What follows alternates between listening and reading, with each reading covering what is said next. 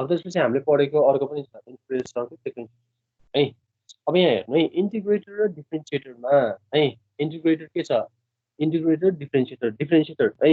D आउँछ इन्टिग्रेटरमा I आउँछ ABCDEFGHI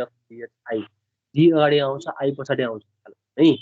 डिफरेन्सिएटर इन्टिग्रेटर alphabetical हेर्ने हो भने हामीले डी अगाडि आउँछ डिफरेन्सिएटर अगाडि आउँछ इन्टिग्रेटर पछाडि आउँछ है। सर्किट यही नै हो डिफरेन्सिएटर र इन्टिग्रेटरको सर्किट है। इन्टिग्रेटरको कुन छ होला इन्टिग्रेटर छैन यही नै हो है। डिफरेन्सिएटर र इन्टिग्रेटरको सर्किट यही नै हो सेम सर्किट है। डिफरेन्सिएटर र इन्टिग्रेटरको सेम सर्किट यही नै सर्किट हो तर यसमा फरक हुने भनेको है अलिकति मात्र फरक हो डिफरेन्सिएटर र इन्टिग्रेटरमा। डिफरेन्सिएटरमा के छ डिफरेन्सिएटर र इन्टिग्रेटरमा हुने भनेको त्यही रेजिस्टेन्स र क्यापेसिटर है रेजिस्टर र क्यापेसिटर। अहिले हामीले यो इन्टिग्रेटर सर्किटमा है इन्टिग्रेटर सर्किटमा के छ इन्टिग्रेटर सर्किट है इन्टिग्रेटर सर्किटमा फर्स्टमा के छ रेजिस्टेन्स है। फर्स्टमा इनपुटमा के छ रेजिस्टेन्स छ त्यसपछि के छ त्यसपछि यो फिडब्याकमा छ नि फिडब्याकमा के छ फिडब्याकमा चाहिँ क्यापेसिटर है। फर्स्टमा यो रेजिस्टेन्स छ फर्स्टमा इनपुटमा त्यसपछि के छ क्यापेसिटर छ। यसमा क्यापेसिटर के छ पछाडि भनेपछि जुन चाहिँ मा क्यापेसिटर पछाडि छ त्यो इन्टिग्रेटर भयो जुनमा चाहिँ क्यापेसिटर अगाडि हुन्छ। यदि क्यापेसिटर यहाँ छ भने छ नि क्यापेसिटर यहाँ रेजिस्टेन्स छ भने डिफरेन्ट है। डिफरेन्सिएटर है अल्फाबेटिकल त्यही भन्दैछु मैले डिफरेन्सिएटरमा के हुन्छ डिफरेन्सिएटर डी अल्फाबेटिकल अगाडि इन्टिग्रेटर के छ आई पछाडि छ भनेको डिफरेन्सिएटरमा यहाँ क्यापेसिटर हुन्छ है। डिफरेन्सिएटरमा यहाँ इनपुटमा क्यापेसिटर यहाँ रेजिस्टेन्स हुन्छ इन्टिग्रेटरमा चाहिँ यहाँ रेजिस्टेन्स हुन्छ यहाँ क्यापेसिटर है। त्यति मात्र फरक हो सर्किट एउटै हो है। डिफरेन्सिएटरमा यहाँ क्यापेसिटर इन्टिग्रेटरमा यहाँ क्यापेसिटर है अल्फाबेटिकल। अब यसमा भनेको छ find the peak value of output of an ideal integrator where R1 को भ्यालु दिएको छ। यसमा अब यो भ्यालु दिँदैमा सबै भ्यालु युज हुन्छ भन्ने पनि छैन है त्यो पनि ख्याल गर्नु है। यहाँ के दिएको छ find the peak value of output peak value of output of ideal integrator circuit where R1 equals to 100 kilo ohm दिएको छ RF equals to 100 kilo ohm दिएको छ क्यापेसिटरको भ्यालु 0.01 माइक्रोफाराड दिएको छ र pin equals to 0.7 sign 100t भनेको sine omega t है sign 2 पाइ अफ है 0 पॉइंट भनेको यो भनेको Pin equals to PM sin omega t or Pin equals to PM sin omega t or sin 2 pi है भनेको Pin equals to 0.7 sin 100t volt यो युनिट चाहिँ भोल्ट है। अब यसको सबैभन्दा पहिला हामीले इन्टिग्रेटर सर्किट बनाउँ। इन्टिग्रेटर सर्किट के हो द्याट इज अप एम्प त्यसपछि पोजिटिभ वाला ग्राउन्ड नेगेटिभमा हामी इन्भर्टिङ है इन्भर्टिङ अप एम्प इन्भर्टिङमा हामीले इनपुट दिन्छौँ इन्टिग्रेटरमा क्यापेसिटर है पछाडि हुन्छ डिफरेन्सिएटरमा क्यापेसिटर अगाडि। सो यहाँ चाहिँ के छ पिन यसमा चाहिँ हामीले रेजिस्टेन्स R1 है इनपुट रेजिस्टेन्स त्यसपछि फिडब्याक क्यापेसिटर है क्यापेसिटरबाट फिडब्याक आउँछ त्यो क्यापेसिटर C R1 र C। अब हेर्नु है यो इन्टिग्रेटेड सर्किटमा के छ एउटा R1 छ अर्को C मा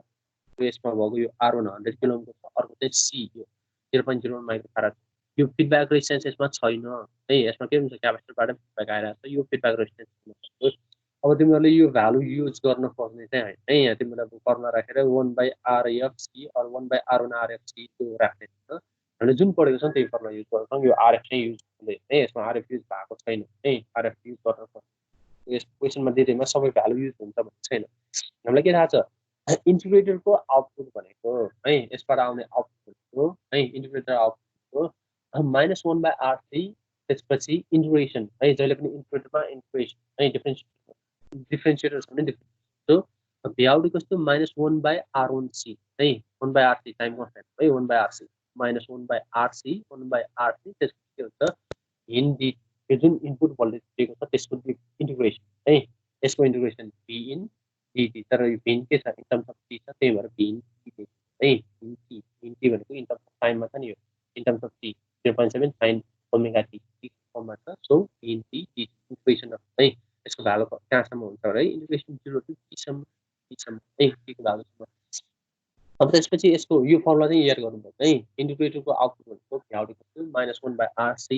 R1 है यो चाहिँ कन्स्टेन्ट भयो। त्यसपछि यो जुन इनपुट छ इनपुट भयो त्यसको integration that is V in dt तर यो टाइम फर्ममा t फर्ममा छ। सो भिन t dt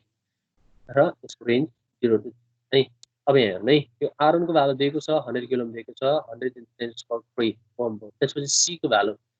0.01 माइक्रोफाराड सो 0.01 × 10⁻⁻⁶ यो 1/R है 1/R हुन्छ यो कन्स्टेन्ट भ्यालु आयो। त्यसपछि अब यहाँ हेरौँ है भिनको भ्यालु कति दिएको छ 0.7 sin 100t 0.7 sin 100t अब हामीलाई के थाहा छ इन्टिग्रेसन अफ sin t भनेको माइनस cos t है इन्टिग्रेसन अफ sin t भनेको माइनस cos त्यसपछि इन्टिग्रेसन अफ sin xt भनेको के हो इन्टिग्रेसन अफ sin x के भनेको x और ओमेगा ओमेगा नै भनौँ ल इन्टिग्रेसन अफ sin ओमेगा भनेको के हो minus cos omega t divided by omega है इन्टिग्रेसनमा छ भने डिभाइडेड बाइ डिफरेन्सिएसनमा छ भने के हुन्छ अगाडि आउँछ है डिफरेन्सिएसनमा छ भने अगाडि आउँछ omega sin omega t integration के हुन्छ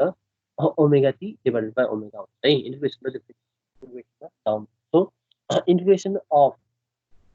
0.7 sin omega t dt भनेको 0.7 के छ constant so constant अगाडि integration of sin omega t भनेको minus cos omega t by omega so minus cos 100t by 100 ranging from 0 है 0 अब यो भ्यालु अगाडि गएको है 0.7 by 0.001 into 100 यो 7 है यो यति भ्यालु यो 0.7 divided by 0.001 into 100 0.07 divided by 0.001 into 100 भनेको 0.1 आयो 0.7 to 0.1 7 आयो अब त्यसपछि यो माइनस cos ओमेगा है माइनस cos ओमेगा t त्यसपछि यसको रेन्ज यदि t को भ्यालु यसको t को भ्यालु 0 सम्म कति हुन्छ सम्म कति हुन्छ जोडा है त्यो जोडा भ्यालु राख्छ भनेको माइनस cos t प्लस त्यसपछि के हुन्छ त्यसपछि फेरि cos 100 into ए cos वाला हुन्छ त्यो के हुन्छ cos है अब यसमा भ्यालु हामीले सिम्पली यो वाला भ्यालु राखेको छौँ यसमा कति छ 7 cos 100 अब यसमा है यसमा यो cos t को भ्यालु यो हामीले यसमा यो मोडुलस है यो रेन्ज मोडुलस लिएको छौँ त्यही भएर हामीले यो पोजिटिभ भ्यालु यसमा पोजिटिभ भ्यालु मात्र लेख्छौँ त्यही भनेको 7 cos यो cos 100 है यो त अगाडि आइसक्यो के हुन्छ cos 100t त्यसपछि माइनस cos 0 आउँछ cos 100t नै हुन्छ so 7 cos 7 cos 100t so यसबाट आउने भ्यालु भनेको 7 cos 100t है 7 cos 100t भनेको यसको 7 cos 100t यसमा पिक भ्यालु भनेको pm cos omega t so pm भनेको कति आयो 7 हो है pm भनेको कति आयो 7 को आयो है सो ठीक छ एकचोटी हेर्नु है यहाँ हेर्नु है यसमा 7 cos त्यो भ्यालु आउँछ नि cos 100t प्लस है cos 0 भनेको त्यसैमा पछाडि आउँछ है यसमा cos omega t plus some term आउँछ नि यसमा है यो भनेको अगाडिको भ्यालु के छ 7 छ त्यसपछि ब्र्याकेट भित्र cos 100t प्लस त्यो पछि cos पछिको एक्सप्रेसन आउँछ है नै cos पछिको एक्सप्रेसन यसमा लेख्ने हो भने के छ मैले एक्सप्रेसन मात्र लेखेको छु यो 7 त्यसपछि यो ब्र्याकेट है ब्र्याकेट भित्र के छ एउटा cos 100t भयो त्यसपछि cos 0 भनेको 1 भयो भने के हुन्छ प्लस 1 यसैमा आउँछ है भनेको के हुन्छ 7 cos 100t प्लस 7 आउँछ है प्लस 7 है माइनस आउँछ त्यो भनेको के हो पछाडिको भनेको कन्स्ट्यान्ट भ्यालु है अब हामीलाई यसमा के भनेको छ भन्दाखेरि पिक भ्यालु भनेको छ पिक भ्यालु हामीले कन्स्ट्यान्टसँग हैन कि हामीले त्यो वेभ फर्मसँग डीसीसँग हैन है डीसीसँग हैन यो के छ एउटा वेभ फर्म छ भनेको vm sin ओमेगा t और vm cos ओमेगा t है cos ओमेगा t यसमा cos ओमेगा t छ नि vm cos omega t cos omega t vm cos omega t छ भने त्यसको पिक भ्यालु भनेको के हो जहिले पनि vm हुन्छ यो डीसी कम्पोनेन्ट पछाडिको डीसी कम्पोनेन्ट चाहिँ कन्स्ट्यान्ट भ्यालुसँग आउँदैन है किनकि हामीले इन्टिग्रेसन गरेर राख्दै के गर्छौँ हामीले integration of something भ्यालु भनेको जस्तै integration of xt integration of 5t छ भने त्यसबाट के आउँछ integration of 5t छ भने 5t square t पछाडी हामीले के गर्छौँ कन्स्ट्यान्ट भनेर प्लस c पनि गर्छौँ नि है हामीले है त्यो त थाहा छ होला नि प्लस c हामीले गरेका छौँ है पहिला प्लस c भनेर कन्स्ट्यान्ट कुनै एउटा कन्स्ट्यान्ट भ्यालु भनेर गर्छौँ है यसमा पनि त्यो पछाडीको भनेको प्लस c हो है कन्स्ट्यान्ट भ्यालु त्यो प्लस c मात्र नलेख्नु है प्लस c भनेको त्यो यसमा चाहिँ माइनस आयो है भनेको प्लस c हो है प्लस c भनेको कन्स्ट्यान्ट भनेको त्यो हुन सक्छ 7 - 7 अरु कुनै भ्यालु होला 100 पनि हुन सक्छ 10 पनि हुन सक्छ 1000 पनि आउन सक्छ तर हाम्रो भ्यालु के हो यो वेभ फर्मसँग हामीलाई मतलब छ हाम्रो कन्सिडरेसन के हो यो वेभ फर्म है वेभ फर्म त्यो वेभ फर्ममा के छ वेभ फर्म भनेको v भनेको pm sin omega t vm है त्यो पछाडीको कन्स्ट्यान्ट हैन कि हामीले वेभ फर्मसँग हेरिरहेको छौँ सो वेभ फर्म मात्र लेखेको है मैले प्लस c को भ्यालु लेखेन पछाडी लेखेन भनेको v भनेको pm sin omega t pm भनेको त्यो नै पिक भ्यालु हो है र हामीले निकाल्यो भनेको के छ find the peak value of output भन्छ पिक भ्यालु अफ आउटपुट हो यो कन्स्ट्यान्ट भ्यालु हैन के हाम्रो यो वेभ फर्म जुन छ जुन यो यस्तो वेभ फर्म आउँछ नि त्यो वेभ फर्ममा के छ यो pm cos ओमेगा t भनेको यसको पिक भ्यालु भनेको त्यो 7 छ त्यही भएर हामीले यसलाई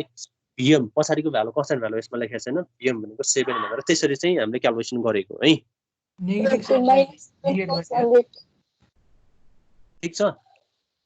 डेरिभेटिभलाई के गर्ने हजुर यो त -7 cos 100t हुन्छ नि त -7 cos 100t है त्यो यस्तो हुन्छ जस्तै यहाँ भने नि हेर्नु है यो वेभफर्म छ नि त्यो पनि अहिले अघि मैले भने है यो वेभफर्म हेर्नु है यो वेभफर्म छ भने त्यसमा आउने भनेको के हो -7 भए पनि एकचोटि के हुन्छ पोजिटिभ एकचोटि नेगेटिभ है यो वेभफर्म त छ नि यो कसाइन वेभ हो नि कसाइन र साइन वेभ एउटै हो है वेभफर्म यो यस्तो वेभफर्म आउँछ अब यसमा म्याक्सिमम हेर्ने हो भने पिक वा आउटपुट भोल्टेज भनेको एउटा के हुन्छ यो -7 हुन्छ अर्को के हुन्छ +7 हुन्छ है -7 र +7 र त्यसमा हामीले हेर्ने भनेको एभरेजमा हामीले प्रायः जसो हेर्ने भनेको त्यसमा के हुन्छ पोजिटिभ भ्यालु है peak value peak output voltage भनेको जस्तै यो के छ +7 त्यसपछि -7 है यो प्लस माइनस यसमा के हुन्छ पोजिटिभ र नेगेटिभ पिक टु पिक हेर्ने हो भने यसको कति हुन्छ 7 को बिचको डिफरेन्स भनेको 14 हुन्छ पिक टु पिक है पिक टु पिक भनेको 14 हुन्छ तर यसको पिक भ्यालु भनेको यहाँ आउने यो -7 भए पनि है -7 भयो भने यसको पिक भ्यालु भनेको हामीले त्यसको मोडुलस भ्यालु जस्तै यहाँ के छ यो साइन वेभ छ भने यो कोसाइन वेभ छ भने के हुन्छ एउटा 7 मा होला अर्को -7 मा होला और यहाँ हुन सक्छ यहाँ यो -1 बाट सुरु भयो भने माथि तल चाहिँ -8 होला माथि 6 होला तर पिक भ्यालु भनेको के हो यसको यो ग्राउन्ड लेभलदेखि माथि कति छ अरू ग्राउन्ड लेभलदेखि तल कतिसम्म छ त्यो चुच्चोसम्म छ नि चुच्चोसम्म पिकसम्म कति छ त्यो भनेको माथितिर पोजिटिभ तलतिर नेगेटिभ होला भनेको के हुन्छ त्यो भयो भने पोजिटिभ र नेगेटिभ जुनसुकै भयो भने पिक भ्यालु भनेको कति छ यसको 7 नै छ है पिक भ्यालु चाहिँ कति छ 7 छ त्यही भएर हामीले यसलाई पोजिटिभ 7 लिएको कारण चाहिँ त्यो है पोजिटिभ 7 लिएको कारण पिक भ्यालु हामीले कति लियौ 7 बोल्यो अब यसबाट हेर्ने हो भने चाहिँ यो माइनस है किनकि यो के छ 7 यो 0.7 डिभाइडेड बाइ 0.001 इन्टु 100 भनेको यो 7 आयो त्यसपछि यो माइनस cos 100t आउँछ है माइनस cos 100t त्यसपछि अर्को माइनस को प्लस आउँछ माइनस 7 cos 100t आउँछ है प्लस एउटा कन्स्ट्यान्ट आउँछ कन्स्ट्यान्ट हामीले नेग्लेक्ट गर्छौं यो वेभफर्म त्यसपछि -7 हो त्यसमा पिक भोल्टेज र हामीले यसको पोजिटिभ भ्यालु 7 है 7 यसको पोजिटिभ पीएम भनेको के छ 7 छ त्यही भएर हामीले यसलाई 7 भोल्ट लिएको यसमा अब एक्ज्याक्ट क्याल्कुलेसनमा चाहिँ यो माइनस नै आउँछ -7 cos पिक पिक चाहिँ हामीले 7 भोल्ट भनेर हामीले लिएको है अरु केही छ यसमा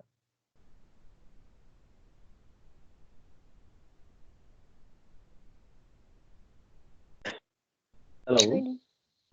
छैन यहाँ चाहिँ लेख्दा हुन्छ है अघिको त्यो प्लस सी पनि लेख्दा हुन्छ यो -7 यहाँ -7 है -7 प्लस सी भनेको अघि 7 है इन्टु 7 इन्टु 1 त्यो 7 पनि लेख्दा हुन्छ तर हामीले चाहिँ त्यो एक्सप्रेसनसँग मात्र यो वेभफर्मसँग मात्र कन्सिडर गरेको हुन्छ त्यही यहाँ प्लस कन्स्ट्यान्ट वाला भ्यालु चाहिँ नलेख्नु है सर हामीले एक्जाममा त्यो इन्टिग्रेटर सबस्ट्र्याक्टरहरुको त्यो डिराइभ गर्न आउँछ कि आउँदैन त्यो आउटपुट डिराइभ गर्न आउँछ कि आउँदैन एक्जाममा एक्जाम हुने चाहिँ कहिले हो सर त्यति भन्नु न प्राय जसो चाहिँ न्युमेरिकल सोधिरा हुन्छ है प्राय जसो कहिलेकाहीँ चाहिँ त्यसको एक्सप्रेसन निकालेर पनि भन्न सक्छ है